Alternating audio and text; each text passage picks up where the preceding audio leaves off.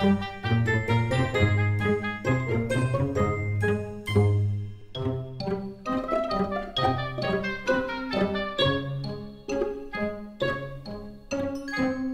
can we do?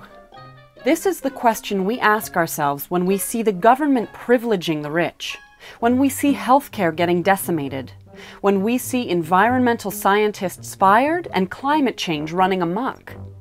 What can I do, we say, when we watch the news on our TV sets and laptops? The good news is, there's an answer to that question, but it does require some explanation. There's a war going on between two main forces, namely us, the so-called 99%, aka taxpayers, and them, the large corporations, represented by the Canadian Council of Chief Executives, an organization of the 150 largest corporations in the country. These corporations have assets of $4.5 trillion and more than $850 billion in annual revenues. But get this, even though they manage trillions in assets and yearly revenues in the hundreds of billions, the Canadian Council of Chief Executives insists it is a not-for-profit organization.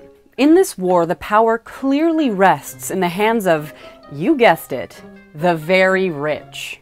They dictate to us the terms of our work, our pay, our benefits, our vacation time, and in so doing, tell us how much we are worth in the quality of our children's education, in the neighborhoods we live in the homes we can afford.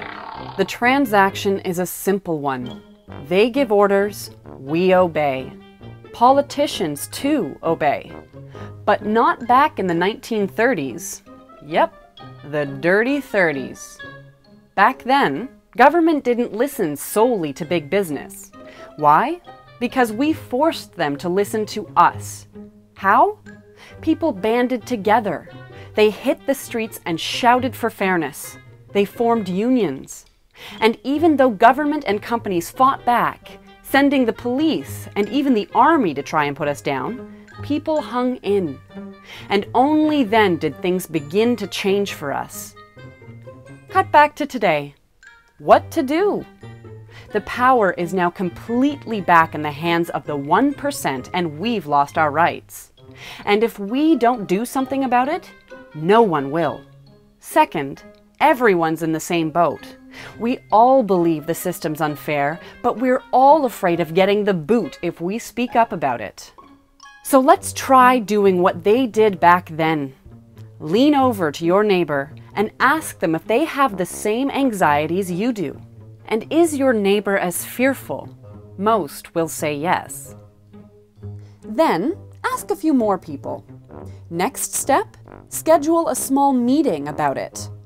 In union terms, this is called organizing, but in everyday life, it's known as the first step toward changing the world.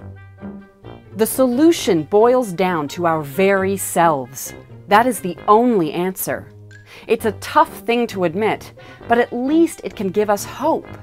Hope that sometimes when people do come together, when enough individuals unite, the group is big enough to finally twist the arm of the government. Union is not a dirty word. In fact, it is only by uniting that we will conquer our fears and see the change that we so very badly want.